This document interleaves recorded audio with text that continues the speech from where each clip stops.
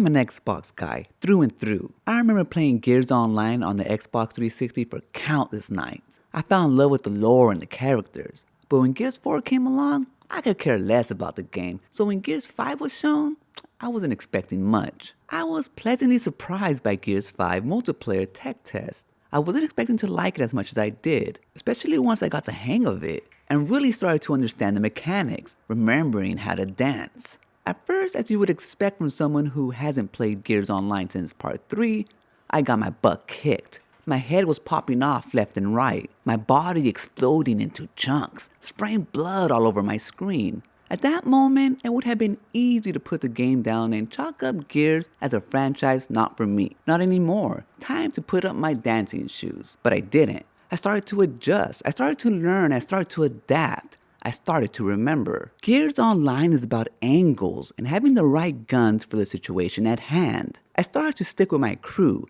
I started to take my time. I started popping off heads left and right. The team that plays together will almost always win. After all, 2 guns shooting at the same enemy is more effective than 1, let alone 5. If you try to go at it solo, you might get a few kills here and there, but if the enemy team is any good, you won't last long. The guns are fun to use. Some were a little tricky for me at first, but after a while, I got familiar with their strengths and weaknesses. I liked that super weapons were not scattered across the map. Instead, you unlock them with these skull points you accumulate during battle. The more points you use, the better the weapon. In theory, at least, because although the weapons like the long shot may be more powerful and accurate, if you can't aim for shit, the gun doesn't matter. That being said, I didn't come across a special weapon I didn't like. The sight guns can be a little more powerful, or maybe I didn't really give them a shot. I'll hold judgment on those for later. Being on the losing side of a match can be demoralizing, especially if you're constantly being executed. I've been kicked in the head, sawed in half, from the belly up, held hostage, but I've also had good matches too. It helps if you have a decent team. Killing an enemy feels so satisfying, kind of like popping pimples. It pop here, it pop there. Even dying is satisfying.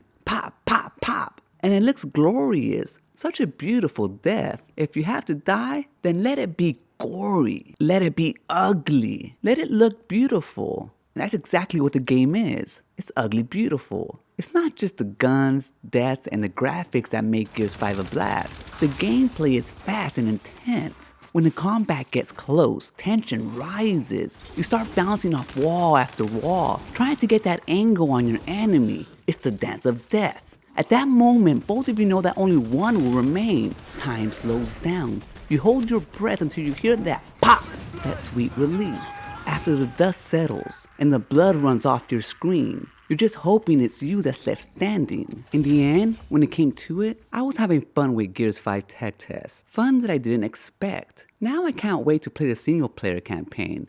As a matter of fact, I like Gears 5 so much that I just might go back and give Gears 4 another shot. If anything, just so that I can be up to date with the story. So, if you're anything like me, someone who couldn't connect with Gears 4 for whatever reason, and was planning on skipping on part 5, don't. If you have Game Pass, then there's no reason why you should skip it. If you don't, and you own an Xbox, what's wrong with you? If you're paying cash money, just keep a close eye on it. It just might surprise you.